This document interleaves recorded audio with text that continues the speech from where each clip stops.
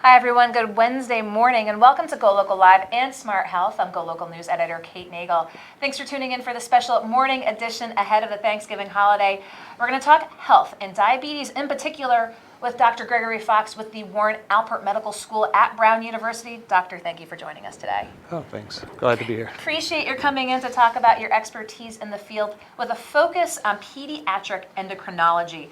So, children type 1 diabetes. Tell us a little bit about your path to the Brown Alpert Medical School.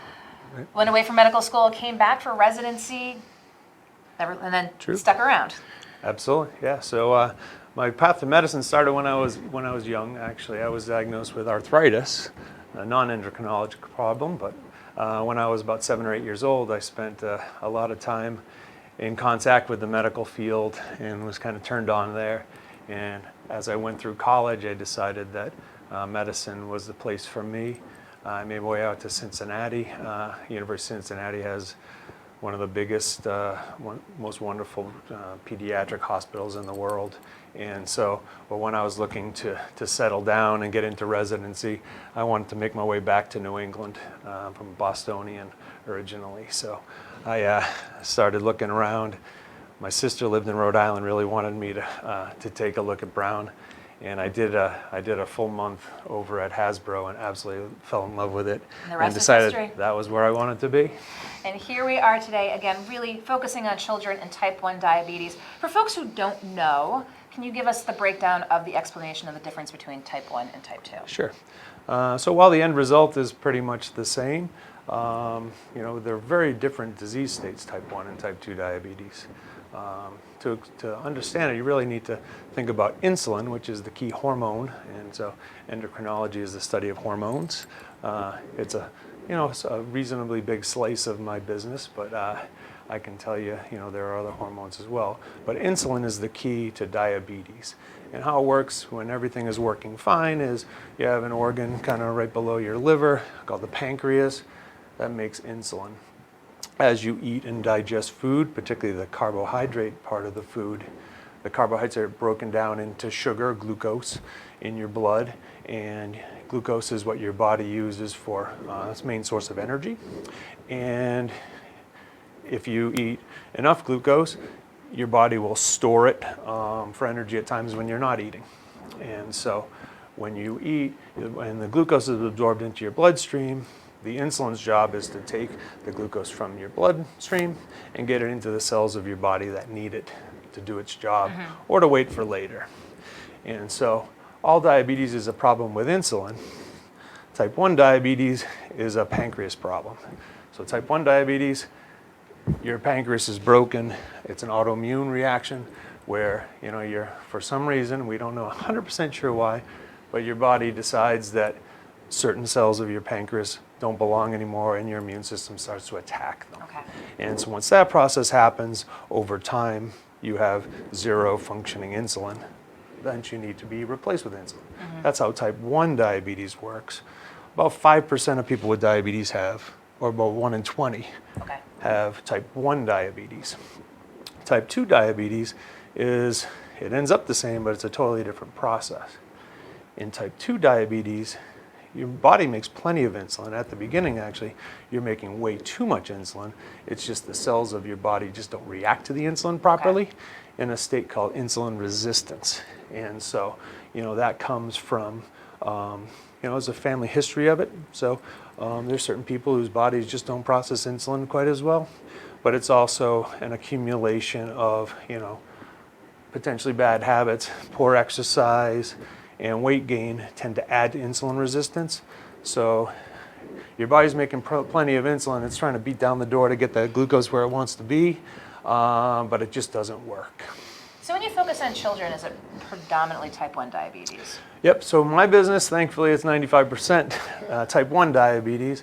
Type 2 diabetes does, kind of make its way into pediatrics, but it's considered what they used to call adult onset diabetes. We don't use that term anymore because we know for sure that you can get type 1 diabetes as an adult, so it's not fair. Okay. In the past, they used to call insulin-dependent diabetes versus non-insulin-dependent diabetes, which for type 2, although we know that While everybody with type 1 needs insulin, people with type 2, particularly after a while and having high blood sugars for a while, their pancreas also kind of burns out and they end up needing insulin too. So it's not fair. So a lot of type 2s will ultimately need to get insulin. Okay. So that terminology has been kind of thrown away over the years.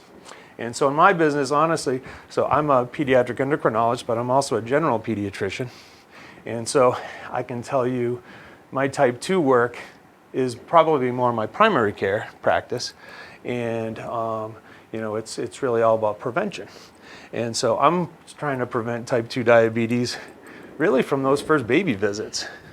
I'm taking a family history, I'm figuring out which kids in my practice may be at higher risk, and making sure that they're not being overfed and, developing risk factors sometimes under a year. Oh, goodness. Because that was going to be my question to you. When the patients come in, whether type 1, or then let's start with type 1 before we go to the type 2 prevention. Generally, at what point in pediatrics do you see the development of type 1 diabetes? Yeah, so, unlike type 2 where it's an insidious process that takes a while, type 1 happens like that. Okay. And so, and most people that have type 1 really never see it coming. It does run through families to some degree, but if you have a parent or a sibling with type 1 diabetes, you still have only a 1 in 20 chance of developing type 1 diabetes. So most of the people that I see that develop type 1 diabetes were just normal school-age kids going to school, doing their stuff, and then sometimes they catch an illness which triggers some things or speeds up things, but usually their parents will notice that they're really, really thirsty. That's almost always the first symptom that people pick up, and it can happen when they're 1 or 2. It can happen when you're 7 or 8, and like I said, it can happen all the way up into adulthood. So that key indicator there, that increase in thirst, sounds like something that if parents and families are watching is a key indicator to talk to your doctor right away. Absolutely, particularly, and it's actually it's the P that starts first, because in diabetes, if the actual word diabetes, I believe it's Greek, it just means you pee a lot. And so it's really the peeing a lot. And for me, for parents in particular, if you have a child that's drinking a lot, but particularly if they're waking up in the middle of the night to pee and then drink some more, pee and then drink some more, that's a key sign that you probably want to get that checked out. Okay, so they come in, they see you. When they get that diagnosis of type 1 diabetes, what then?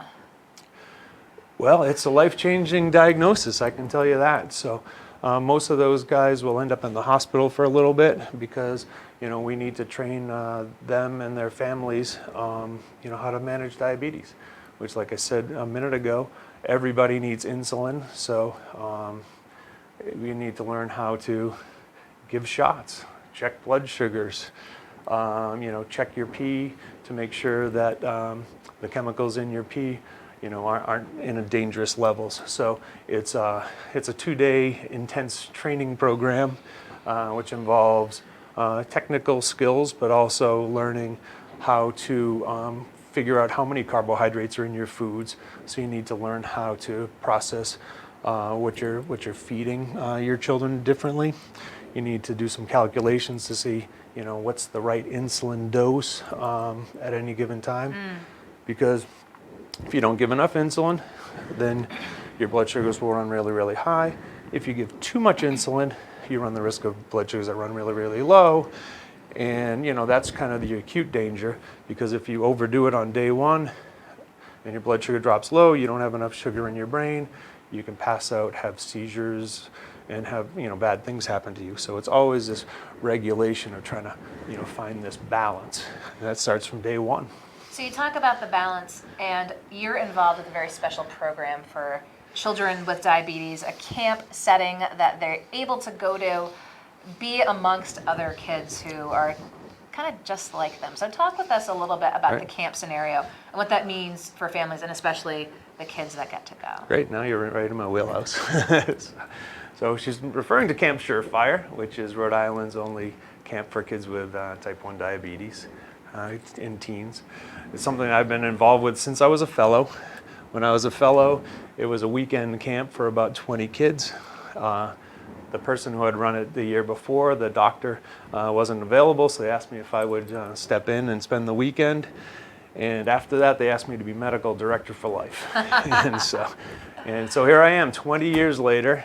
That camp for 20 kids has now we've created our own foundation, the Camp Surefire Foundation, which I run with my wife from my house. This past summer, we had over 90 kids. Wow. We had close to 30 counselors and close to another 40 or so nutrition and medical staff. And so it's turned from, a little weekend opportunity to a full week in the summertime and a long weekend for the teenagers, a retreat over the wintertime. And the idea of camp is, exactly as you said, get these kids into an environment where they can just have fun, have a blast, and they don't really have to think or worry about their diabetes. And, unlike maybe at a school where there may be one or two other kids with diabetes or maybe nobody else with diabetes, everybody's got diabetes. And so at any given meal, everybody's checking their blood sugar, everybody's getting their insulin injections. Nobody's felt left out. Big kids are learning from little kids are learning from big kids. And it's grown, from a camp really into a program. And so if you think about it, our goal, like I said, we get those little kids in, and most of the kids, when they show up, they don't go to sleepovers because their friends' parents may not feel comfortable treating a major medical problem. Maybe there's an aunt or an uncle, but they don't get that regular sleepover experience. Other summer camps are a little leery, particularly for the little ones. And so this is an opportunity for them to even go and participate. It's also an opportunity for their parents sometimes to get some sleep, which is nice. Get a little break. We give them a little break, and now, the first summer when the parents drop off their kids, usually there's a little bit of, tension. They're checking their Facebook all night to look for photos. Sometimes on those second, third, or 10th or 15th drop-offs, they're headed right to the airport to get a. They feel good, confident that the kids are there. Yeah. So the idea, once we hook them in as young kids, we've really developed it into a program where kids grow up, and we're not only looking to develop leaders for our own camp, but kids with diabetes are very unique. They unfortunately are forced to grow up a little bit sooner than we want them to because they have extra responsibility. But with that, they really do. They're excellent leaders, and so we've made a program, all the way through the middle range kids. We're priming them. We have a leader in training program, which is dedicated to just, to prepare those kids to become counselors and the leaders of our camp. And so now, if you look at our camp, all of our leaders and directors are kids that have come up through the camp. And, some of which, when they were 7 or 8 years old, and now they're in their 20s, and they're our leaders. And so that's been absolutely phenomenal. And the foundation help maybe offset costs for some families that might need it? Absolutely. So I think the stats for last year is that more than 50% of our folks came to camp for free. Okay. Great. And another percentage got some help with financial aid. So our goal, my wife and I's goal, is to never ever turn away somebody because they can't pay for camp.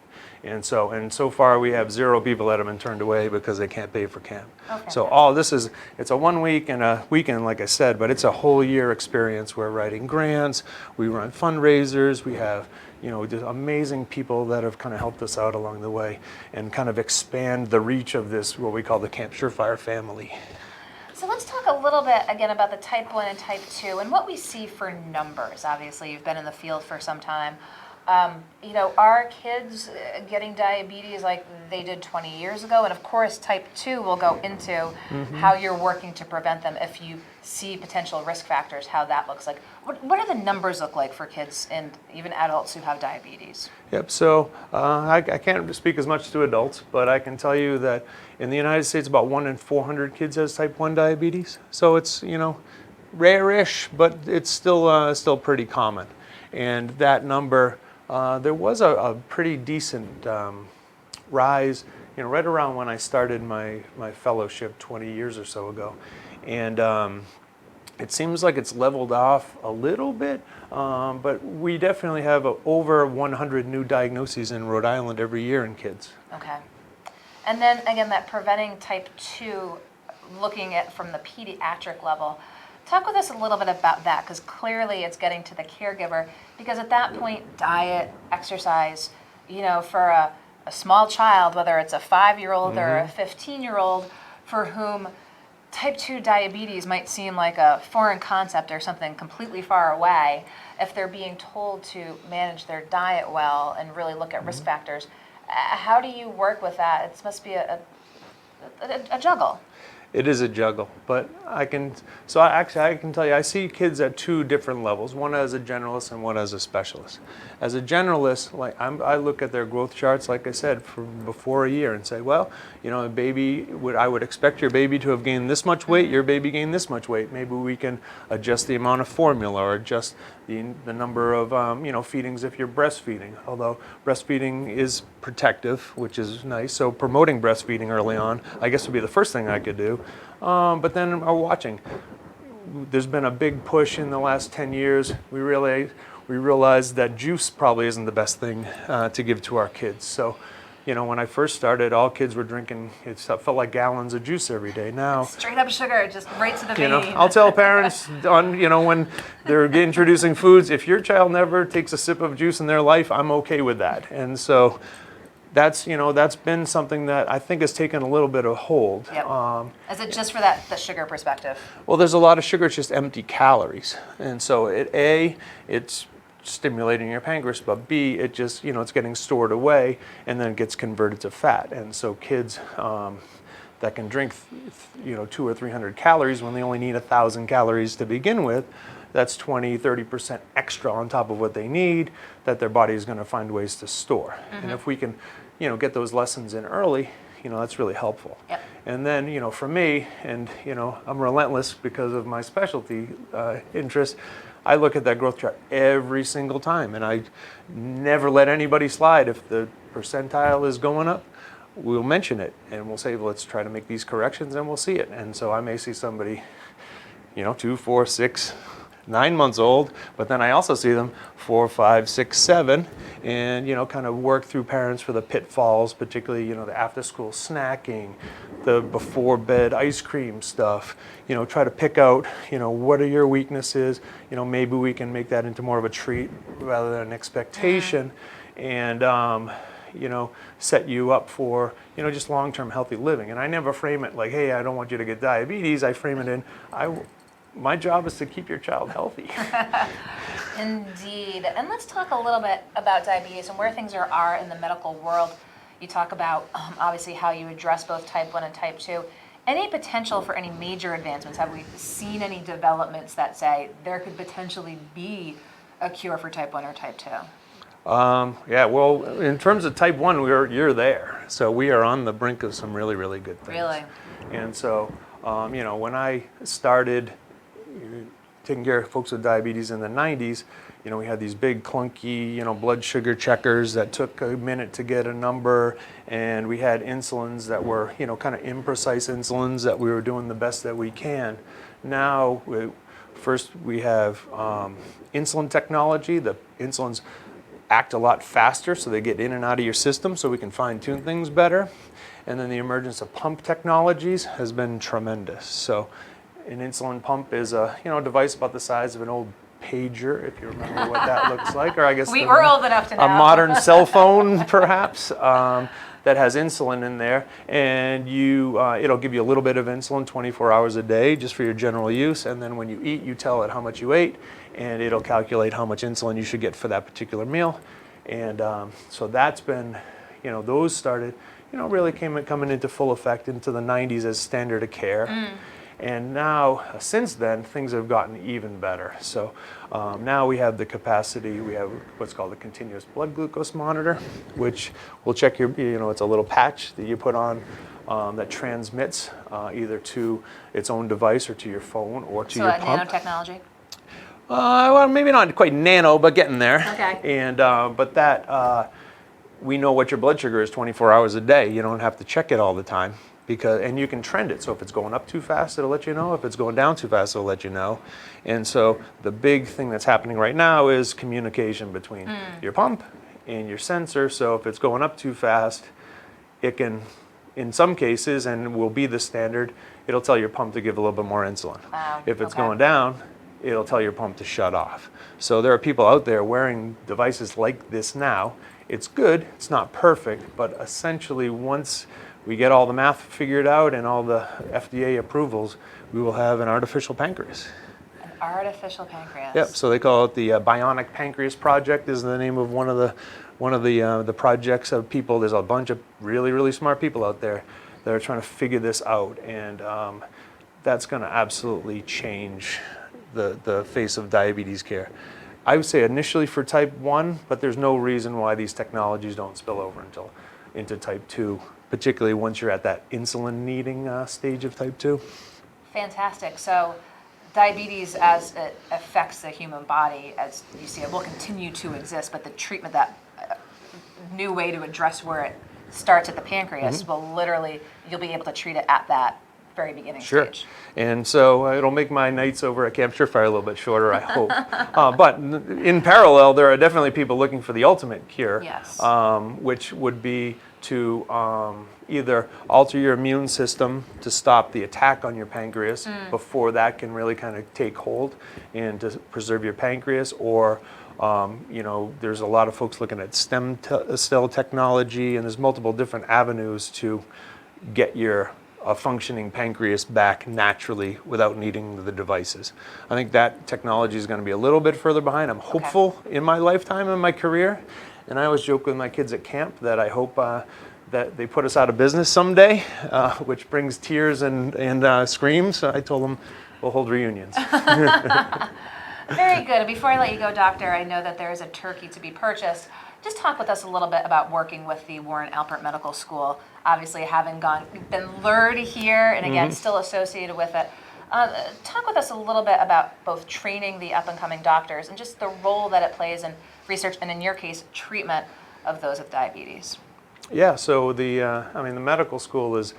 I've been here 20 years, and I guess I'm about half of the life of the school, and it's absolutely, it's exploded over the last 20 years. The new campus downtown is, state of the art.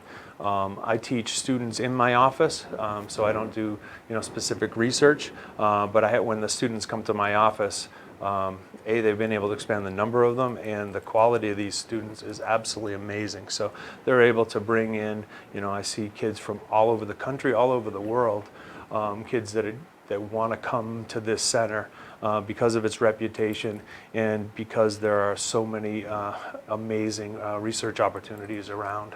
Well, fantastic. We appreciate your taking the time to come here on a day. Wasn't necessarily supposed to be putting on the jacket and coming in, again, a turkey to be caught by the doctor here. But Dr. Greg Fox with the Warren Alpert Medical School. Thank you kindly. Thank you. And thank you for watching us here on Smart Health on GoLocal Live. We wish everyone a happy and healthy holiday moving forward. Of course, find us on GoLocalProv.com. Find us on Facebook throughout the holiday weekend. And don't hesitate to reach out. We'll see you back on live next week. I'm GoLocal News Editor Kate Nagel.